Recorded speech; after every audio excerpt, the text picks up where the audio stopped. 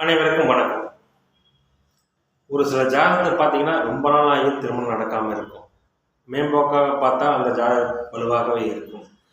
பெரும்பாலும் இந்த ராசி லக்னத்துக்கு 7ஆம் இடத்தோடு சனி செவ்வாய் சம்பந்தப்பட்டாலே திருமணம் என்பது குதிரை கொம்பாக மாறிவிடும்.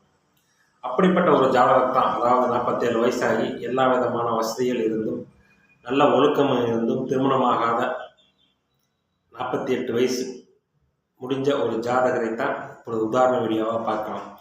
இந்த ஜாதகர் எனது பள்ளி காலத்து தோழர், படிப்பில் மிகச் சுட்டிக்காரர். நன்றாக படிக்கக்கூடிய இந்த மாணவர் படிப்பை ஏன் தடை செய்தது, திருமணம் ஏன் இன்னும் நடக்கவில்லை என்பதற்கான விளக்கத்தை தான் இந்த வீடியோவில் நாம் பார்க்க போகிறோம். இந்த ஜாதகர் பிறந்தது 15/6/1976 11 AM அளவில் பிறந்திருக்கார். சிம்ம லக்னம், மகர ராசி, உத்திராட நட்சத்திரத்தில் பிறந்திருக்கிறார். லக்னத்துக்கு 3ஆம் இடத்தில் ராகு, 6ஆம் இடத்தில் சந்திரன், 9ஆம் இடத்தில் குரு கேது, 10ஆம் இடத்தில் புதன் சுக்கிரன், 11ஆம் இடத்தில் சூரியன், 12இல் செவ்வாய் சனி. இந்த ஜாதகர் படிக்கும் போதே மிக நன்றாக படிக்கக்கூடிய என்றால் புதன் வலுப்பெற்றிருப்பதாலும் 4ஆம் இடத்தை புதன் பார்ப்பதாலும் இந்த ஜாதகர் படிப்பில் மிக சுட்டியாக இருந்தார். ஆனால் ராகு திசை ஒருவருக்கு நடக்கும்போது படிப்பில் தடையை ஏற்படுத்தும் என்பதற்கிணங்க என்னை விடவே நன்றாக படித்த இந்த மாணவர் பள்ளி படிப்பை ஒரு கல்லூரி படிப்பை தொடர முடியவில்லை. அதற்கு காரணம் பார்த்தீங்கன்னா ராகு திசை. எவரொருவருக்கு இளமை பருவத்தில் வந்தாலும் அந்த ராகு சுக்கிரனின் வீடுகளிலோ அல்லது பாபத்துவமாக இருக்கும் நிலையில் ஒருவருக்கு படிப்பை கெடுக்கும் அமைப்பை உருவாக்கும். ராகு திசை முடிஞ்சோன்னா பார்த்தீங்கன்னா இந்த ஜாதகர் படிப்பை விட்டு விவசாய பணிகளை விட்டார். ஏனென்றால் மகரமும் சனியும் வலித்திருப்பதால் இந்த ஜாதகர் ஏராளமான நல்ல குணங்களை வைத்திருக்கிறார். போதாக்குறைக்கு பார்த்தீங்கன்னா 1, 5, 9ஆம் இடங்கள் வலுப்பெற்று இருக்கின்றன. 9ஆம் இடத்தில் குரு வந்து லக்னத்தையும் 5ஆம் இடத்தையும் பார்க்கிறார். அப்புறம் ஏன் இந்த ஜாதகருக்கு திருமணமும் புத்திர பாக்கியம் கிடைக்கவில்லை? ராகுக்கு வீடு கொடுத்த சுக்கிரனும் ஆட்சி பெற்றிருக்கிறார். அப்போ ராகு திசையிலேயே இந்த ஜாதகருக்கு திருமணம் நடந்திருக்கணுமே, ஏன் திருமணம் நடக்கலை? அதுதான் இந்த ஜாதகருடைய கேள்வி.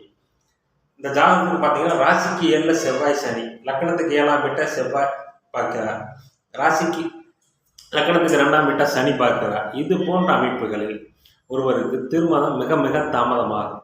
ஆனால் திருமணம் நடக்குமா நடக்காதா? சிலருக்கு 60 வயசுல கூட திருமணம் ஆகுது. நம்ம நிறைய ஜாதகங்களை பார்க்குறோம். 50 வயசு கடந்து திருமணம் ஆகுது. ஆகலைன்னு சொல்ல முடியாது. 50 வயது நெருங்கியவர்கள் பெரும்பாலான திருமணம் நடப்பதில்லை. அதுக்கு தான் காலம் தேசம் சுருதி வர்த்தமானம் காலத்திற்கேற்ப வளம் சொல்ல வேண்டும் என்று சொல்வார்கள். இருந்தாலும் ஜோதிட விதிகளின்படி பார்க்கும்போது தற்பொழுது இந்த ஜாதகருக்கு குரு திசை செவ்வாய் புத்தி இன்னும் 2 மாதங்கள் இருக்கிறது. அடுத்தது ராகு புத்தி வரப்போகிறது.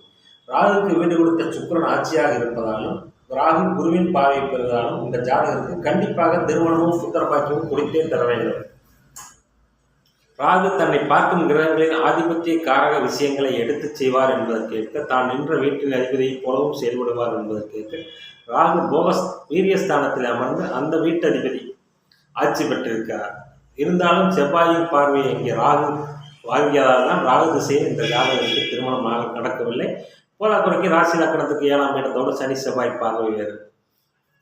குரு திசை ஆரம்பித்த உடனே பார்த்தீங்கன்னா இந்த ஜாதக பொருளாதாரத்திற்கு எந்த விதமான குணங்களும் நிலமுலன் வசங்களுக்கு, அதாவது 1, 5, 9 பெற்றாலே ஜாதகருக்கு பெரிய கஷ்டங்கள் எதுவும் இருக்காது. ஆனால் அதே சமயம் அந்த குரு பகவான் பாபத்துவமான சனியின் 10ஆம் பார்வையில் இருக்கிறார். இதுதான் இந்த ஜாதகருக்கு குரு திசையிலும் திருமணம் நடவடிக்காமல் செய்தது. குரு என்னதான் அங்கே அதிக நீசனின் வீட்டில் அமர்ந்திருக்கிறார். இருந்தாலும் திரியோண வளம் பெற்று ஸ்தானபலத்தோடு இருந்தாலும் பாபத்துவமான அந்த சனியின் பார்வை இந்த ஜாதகருக்கு குரு, அதாவது தனத்தை கொடுத்தாலும் உயிர்காரத்துவமான புத்திர பாக்கியத்தை தர இயலாமல் தாம்பத்திய சுகம் கிடைக்க விடாமல் செய்தது. ஆனால் அதே குருவின் பார்வையை பெற்ற ராகு அந்த பலன்களை எடுத்துச் செய்வார் என்பதால் இங்கே ராகுக்கு வீடு கொடுத்த சுக்கிரன் ஆட்சி பெற்றிருப்பதால் இந்த ஜாதகருக்கு ராகு திசை குரு திசை ராகு புத்தியில் திருமணம் நடக்கும், கூடவே புத்திர பாக்கியம் நடக்கும். அதே சமயம் ராசிக்கு 7 சனி செவ்வாய், லக்னத்துக்கு 2ஆம் வீட்டை சனி பார்ப்பது, லக்னத்துக்கு 7ஆம் வீட்டை சனி செவ்வாய் பார்ப்பது, இது போன்ற அமைப்புகளால் இந்த ஜாதகருக்கு முரண்பட்ட திருமணம் அமையும். ஏற்கனவே திருமணமாகி விவாகரத்தானவர் அல்லது கணவனை இழந்தவர் அல்லது வேற்று இன ஜாதி மதத்தை சார்ந்தவருக்கு திருமணம் நடக்கும். ஏனென்றால் 7ஆம் இடம் மிகுந்த பாபத்துவம் அடைந்திருப்பதால் இந்த ஜாதகருக்கு அது மாதிரியான முரண்பட்ட திருமணம் தான் நடைமுறை தவிர நேரடியான திருமணம் தன் ஜாதியிலேயே தன் மதத்திலேயே திருமணம் அடைவதற்கான அமைப்பு மிக மிக குறைவு. என்னதான் அப்படி இருந்தாலும் இந்த சுக்கிரன் வீட்டில் அமர்ந்த ராகு அந்த சுக்கிரனின் காரக ஆதிபத்திய பலன்களை கண்டிப்பாக எடுத்து செய்ய வேண்டும். மேலும் அங்கே குரு பார்க்கிறார். குரு பார்த்த ராகு குரு பார்த்தராக அந்த லக்னத்துக்கு அவரே அர்த்தமாதிபதியாக இருந்தாலும் ஆதிபத்திய பலன்களை எப்படி வேண்டுமானாலும் அவர் செய்துவிட்டு போகட்டும். குருவின் காரணமும் சுக்கிரனின் காரணமும் இந்த ராகு புத்தி இந்த ஜாதகருக்கு கிடைக்கும் என்பதால் இந்த ராகு புத்தியிலேயே இந்த ஜாதகருக்கு திருமணம், புத்திரபாக்கியம் போன்ற விஷயங்கள் நடக்கும். அதுவே பார்த்தீங்கன்னா 9ஆம் இடத்தில் குரு அமர்ந்து வலுப்பற்ற பாபத்துவமான சனியின் பார்வையை பெற்றதால் இதனுடைய ஜாதகர் தந்தையார் இருந்தும் இல்லாதவராகிறார். தந்தையாரால் இந்த ஜாதகருக்கு எந்த விதமான பிரயோஜனமும் கிடையாது. ஆனால் அதே சமயம் இந்த ஜாதகர் பார்த்தீங்கன்னா மிக ஒழுக்கமானவர். ஏனென்றால் லக்னத்தை குறிபார்த்து 5ஆம் இடத்தை குறிபார்த்து 9ஆம் இடத்தில் குறிபார்க்கும் போது, அதாவது சமுதாய கட்டுப்பாட்டுக்கு கட்டுப்பட்டு எந்த விதமான கெட்ட பழக்கங்கள் இல்லாமல் மிகுந்த மதிப்போடும் மரியாதையோடும் வாழ்ந்து கொண்டிருக்கிறார். கெட்ட பழக்கம் என்பது இந்த ஜாதகருக்கு அறவே கிடையாது. எனவே ஒருவருக்கு 40 வயதோ 50 வயதோ 60 வயதோ அந்த தாம்பத்திய சுக அமைப்பு கிடைக்க வேண்டும் என்றிருந்தால் அந்த வயது கண்டிப்பாக கிடைத்தே தீரும் என்பதற்கு இந்த ஜாதகம் ஒரு உதாரணம்.